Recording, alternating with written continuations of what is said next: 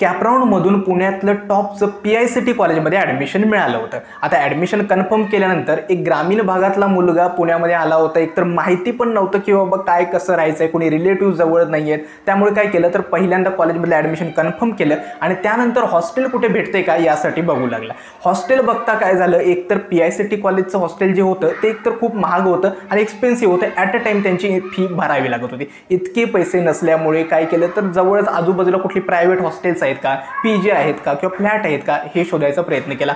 PICT कॉलेजच्या गेटच्या बाहेरच भरपूर एजंट्स ऑलरेडी त्यांचे हॉस्टेलचे कार्ड्स वगैरे घेऊन उभीच होती।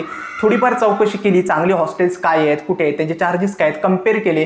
एक दोन माणसांनी त्यांचे हॉस्टेल्स वगैरे दाखवले। एक बऱ्यापैकी हॉस्टेलसुद्धा म्हणजे जी PG होती, पेइंग गेस्ट असतात, ते फ्लॅट होता, तो व्यवस्थित आवडला सुद्धा असता। मालकांशी बोलल्यानंतर चार्जेस वगैरे सगळे डिस्कस वगैरे झाले की ठीक आहे की इतके चार्जेस देता येतील आणि ते कन्फर्म केलं।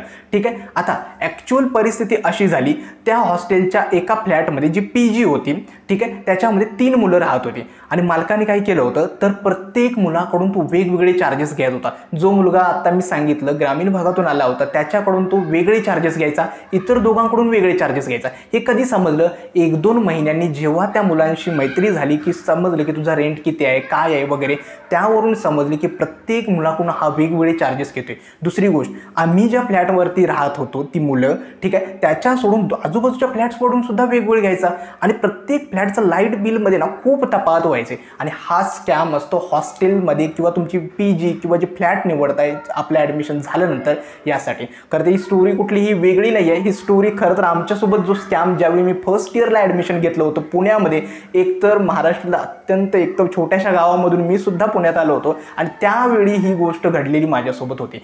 थोडक्यात आम्ही तेव्हाच्या तेव्हा सावरलो आणि लवकरात लवकर 6 महिन्याच्या आत ती रूम आणि तो PG होती ती शिफ्ट करून व्यवस्थित जागी सेटल झालो।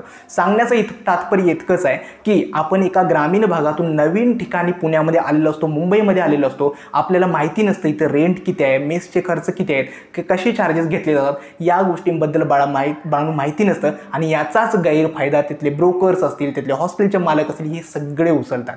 ठीक आहे। तर सगळ्यांना नमस्कार, मी संदीप मिलके। आजचा जो व्हिडिओ असणार आहे ना, 2 गोष्टी कव्हर करतोय। पहिली, आपलं कॅपराऊंड 2चं जे कॉलेज अलॉटमेंट आहे ते आज डिक्लेअर होते, म्हणजे 11 ऑगस्टला आज डिक्लेअर होते। दुसरी गोष्ट कव्हर करणार आहे की आता ॲडमिशन कन्फर्म करण्यासाठी भरपूर मुलं पुणे, मुंबई यासाठी किंवा आपल्या गावाहून इतर ठिकाणी येत आहेत। मग तुम्हाला हॉस्टेल करायला पाहिजेत का, PG करायला पाहिजेत की फ्लॅट वगैरे बघायला पाहिजेत, या गोष्टींवरती कव्हर करणार। आणि सगळ्यात महत्त्वाचा, खरं तर हे काही कॉमन डाऊट्स आहेत की हा कॅप प्रोसेसबद्दल व्हिडिओ नाही आहे, मात्र जो काही गेल्या 4 वर्षांच्या इंजिनिअरिंगमधला माझा काय अनुभव आहे, जे चांगले वाईट प्रसंग मला बघायला मिळाले रिगार्डिंग रूम्स असतील, हॉस्टेल्स असतील, हे फक्त मी तुमच्यासोबत शेअर करणार आहे, बाकी काही नाही। तर पुन्हा एकदा तुम्हाला सगळ्यांना नमस्कार। चॅनलवरती जर नवीन असाल तर चॅनलला नक्कीच सबस्क्राईब करा। सुरुवात करूया आजच्या या नवीन व्हिडिओला। आता पहिला मुद्दा, कॅपराऊंड 2चं जे कॉलेज अलॉटमेंट आहे ते आज डिक्लेअर होतं।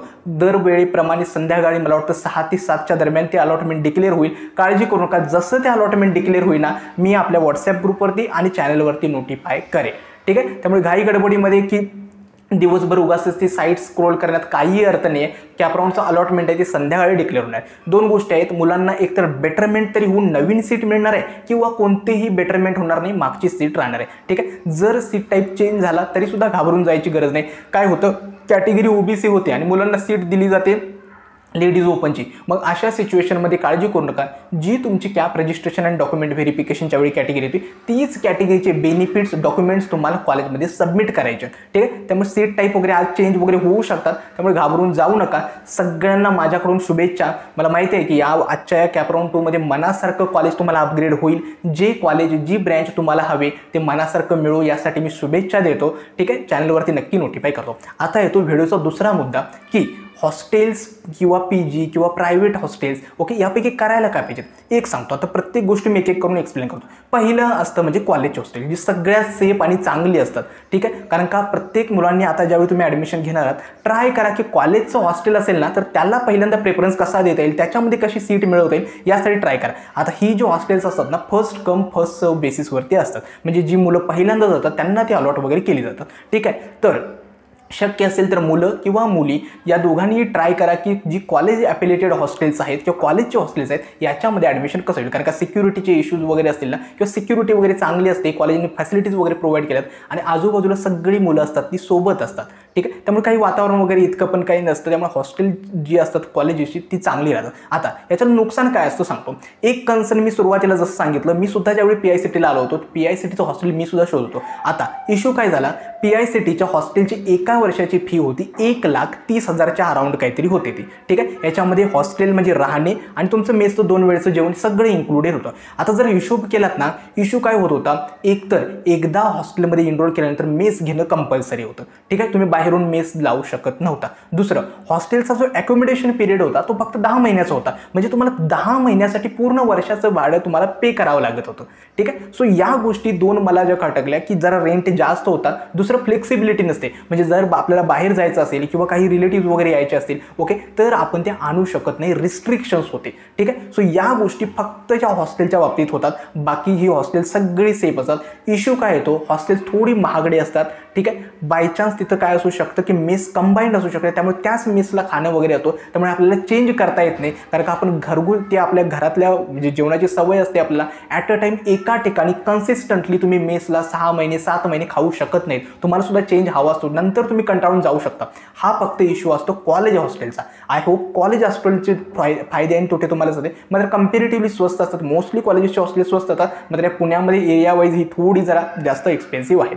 दुसरं गोष्ट आहे ती म्हणजे काय, मुंबईमध्ये बहुतांश कॉलेजेसला हॉस्टेल्स नाही आहेत, तर त्यांच्यासाठी पर्याय काय असतो, दुसरा ऑप्शन्स आहे आपल्या PG किंवा प्रायव्हेट हॉस्टेल्स, ठीक आहे. हॉस्टेल म्हणजे आपल्या कॉलेजच्या बाहेर बहुतांश ठिकाणी तुम्ही एक गोष्ट लक्षात ठेवा, जिथं कॉलेज आहे तिथं तुम्हाला राहायला वगैरे मेसला काहीही इश्यू येणार नाही, तिथं नक्की या फॅसिलिटीज प्रोव्हाइड केलेल्या असतातच, ठीक आहे. तो दुसरा मुद्दा येतो की प्रायव्हेट हॉस्टेल्स किंवा PG, ठीक आहे. हे एक तर हा एक सोयीचा म्हणजे एक तर ऑप्शन असू शकतो. जर तुम्हाला कॉलेज हॉस्टेल भेटत नसेल तर तुम्ही प्रायव्हेट हॉस्टेल किंवा PGसाठी ट्राय करा. मात्र सगळ्यात जास्त स्कॅम्स मी जसं सुरुवातीला सांगितलं ते इथंच होतात. एक तर यांचे रेंट जे असतात ना ते भरमसाठ असतात. आणखीन एक यांचा एक मुद्दा काय असतो की त्यांना डिपॉझिट पण हवं असतं आणि पुढच्या 4 ते 5 महिन्यांचं जे हॉस्टेलचे चार्जेस आहेत प्रायव्हेट हॉस्टेलमध्ये ते ॲट अ टाइम एकदम सबमिट करावे लागतात, ठीक आहे. त्यामुळे ते आपल्याला सोडता पण येत नाही, हा एक इश्यू होतो. दुसरं असतं ते म्हणजे काय, या हॉस्टेल्समध्ये PG किंवा प्रायव्हेट हॉस्टेलमध्ये घेताय ते लाईट बिल स्वतःला पे करावं लागतं. त्यामुळे याच्या गोष्टीची तयारी ठेवा की लाईट आपण जसं यूज करतोय कन्झ्युम करतोय त्यानुसार आपल्याला ते चार्जेस आपल्याला आकारतात,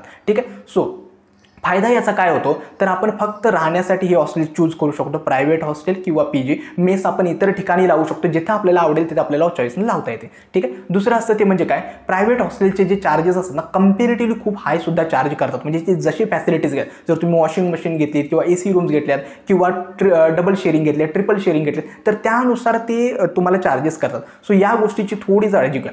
ही हॉस्टेल्स आणि PG सुद्धा बऱ्यापैकी असतात, कारण का रिस्ट्रिक्शन्स थोडे कमी असतात, तुम्ही येऊ जाऊ शकता, ठीक आहे. मुलींनी ट्राय करा की प्रायव्हेट हॉस्टेल्स वगैरे पण चांगले असतात, परंतु सिक्युरिटी हा मुलींसाठी सगळ्यात मोठा कन्सर्न असला पाहिजे. जे हॉस्टेल मुलींसाठी सुद्धा जे प्रायव्हेट हॉस्टेल चांगले फॅसिलिटीज वगैरे प्रोव्हाइड करतात, सिक्युरिटी चांगली असते, फक्त चार्जेस असतात ना मुलींसाठी ते खूप हाय चार्ज करतात, ठीक आहे. मुलांसाठी ते इतके चार्ज करत नाहीत, तरी सुद्धा प्रायव्हेट हॉस्टेल किंवा PG निवडत असाल तर भरपूर ठिकाणी चौकशी करा, एकमेकांचे रेट्स कम्पेअर करा की त्यांच्या हॉस्टेलचे चार्जेस किती आहेत, दुसऱ्या एक हॉस्टेलचे चार्जेस किती आहेत, कोणत्या फॅसिलिटीज आहेत, या सगळ्या गोष्टी कम्पेअर करा आणि मग डिसिजन घ्या. कारण का सगळ्यात मोठी चूक मी एक केली होती की वेगवेगळ्या ठिकाणी अजिबात चौकशी केली नव्हती. मला वाटतं जो समोरचा माणूस चालतोय तो अगदीच विश्वासू वाटत होता, त्यामुळे आम्ही सुद्धा त्यांच्यासोबत गेलो आणि नंतर समजलं की प्रत्येक मुलाकडून वेगवेगळे चार्जेस घ्यायचा होता आणि कम्पॅरेटिव्हली इतर हॉस्टेलपेक्षा ते चार्जेस खूप जास्त होते, ठीक आहे. आता आपण ग्रामीण भागातली एकतर शहरात आलेली मुलं असतो, आपल्याला माहितीच नसतं की हे रेंटचे इतके चार्जेस वगैरे आहेत, परंतु नंतर जसे हे वेगवेगळे म्हणजे जसे आपल्याला सवय होत जातील, त्या एरियामधली माहिती कळत जाते,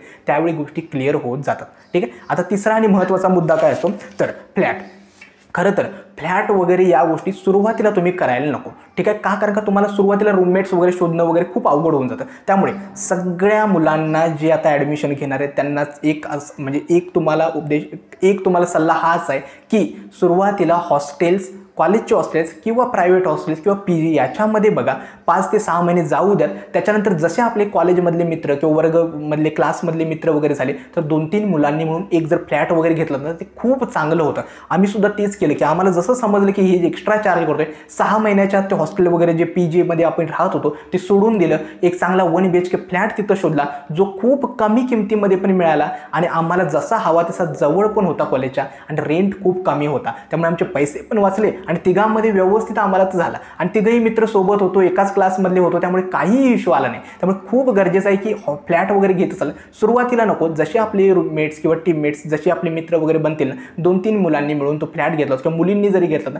तरी सुद्धा चालेल. ठीक आहे. मात्र काळजी घ्या, जे काही रूममेट्स वगैरे निवडताना काळजीपूर्वक बघा. 1-2 म्हणजे भरपूर जी काउन्सिलिंगची गेल्या 2-3 वर्षाचे मुलं वगैरे आहेत ना ते कॉन्टॅक्टमध्ये असतात. मग ती सांगत असतात गेल्याच वर्षीच्या काउन्सिलिंगच्या मुली मुंबईमधलं कॉलेज मिळालं AP शाह.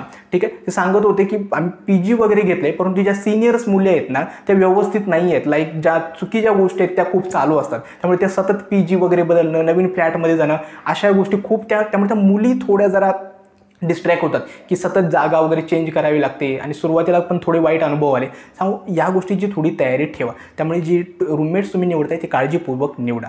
ठीक आहे. सो शेवटची जी गोष्ट होती की फ्लॅट वगैरे आत्ता नको, सुरुवातीला एक 5-6 महिने जाऊ द्यात आणि व्यवस्थित त्यानंतर तुम्ही फ्लॅटमध्ये 2-3 मित्र मिळून एक जर फ्लॅट घेतला तर 1 BHK वगैरे तर ते खूप चांगलं होऊन जाईल, जेणेकरून तुमचा रेंट पण वाचेल आणि सगळ्या गोष्टी. आता कसं असतं सुरुवातीला तुम्ही नवीन आहात, त्या गोष्टी माहिती नाहीत, परंतु जसं जसं तिथल्या एरियामधले माहिती देत ना एक्सप्लोर करायला चालू करा की बाबा इथले फ्लॅटचे रेंट्स किती आहेत, तो कुठल्या हॉस्टेलमध्ये राहतो, किती चार्जेस आहेत, कसे आहेत, मेस कसे आहेत, या गोष्टी स्वतःहून एक्सप्लोर करा.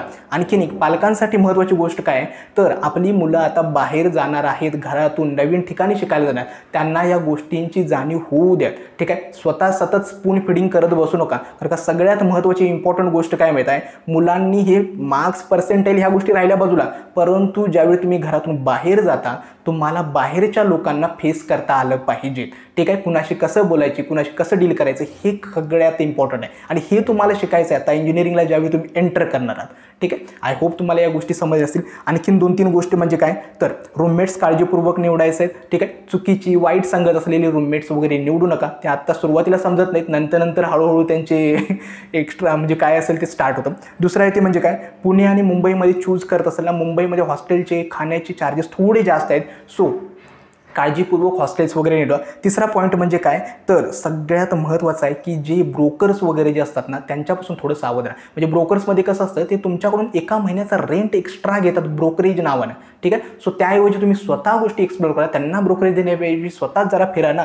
ठीक आहे. उगाच त्या स्कॅमर्स जे ब्रोकरेज वगैरे घेतात ना ब्रोकर्स त्यांच्यापासून थोडं लावलं. मोस्टली पुण्यामध्ये या गोष्टी चालू असतात, ज्या हाय प्रोफाईल एरियाज वगैरे आहेत ना लाईक कोथरूड साईडला असेल, बाणेर साईडला असेल, जिथं आपल्याला हॉस्टेलसाठी हे ब्रोकर वगैरे असतात त्यांच्या पाठीमागे वगैरे लागावं लागतं. आणखीन एक ठीक आहे पुन्हा एकदा सांगतो, एकाच ठिकाणी हॉस्टेलची चौकशी करू नका, वेगवेगळ्या हॉस्टेल्सला भेटी द्या, तिथले रेट्स कम्पेअर करा, कशा फॅसिलिटीज आहेत ह्या सगळ्याची माहिती घ्या आणि मग निवडा. मोस्टली मुलींसाठी सांगायचं आहे ट्राय करा कॉलेजचंच हॉस्टेल कसं मिळवता येईल. जर ते नसेल तर बाहेर प्रायव्हेट हॉस्टेल्स असेल जिथं सिक्युरिटीचे कन्सर्न्स काही नाहीत, व्यवस्थित वगैरे आहे वातावरण, अशा ठिकाणी प्रायव्हेट हॉस्टेल्स वगैरे केलं तर चालेल. 5-6 महिन्यासाठी करा, नंतर एकदा क्लासमेट झाले ना तर फ्लॅट वगैरे तुम्हाला करता येईल. आय होप हे काही जनरल इन्स्ट्रक्शन्स होत्या त्या मी सांगितल्या, जे मला काही थोडे अनुभव आले होते त्यावरूनच हा व्हिडिओ बनवला. एक्स्ट्रा काही कॅप प्रोसेसबद्दल नाही आहे. बाकी सगळ्यांना तुम्हाला आजची जी कॅप 2ची अलॉटमेंट आहे त्यासाठी माझ्याकडून खूप खूप शुभेच्छा. सगळ्यांना मनासारखं आणि चांगलंच कॉलेज मिळणार आहे यावरती नक्की विश्वास ठेवा. आजचा हा व्हिडिओ मी इथेच थांबवतो. धन्यवाद.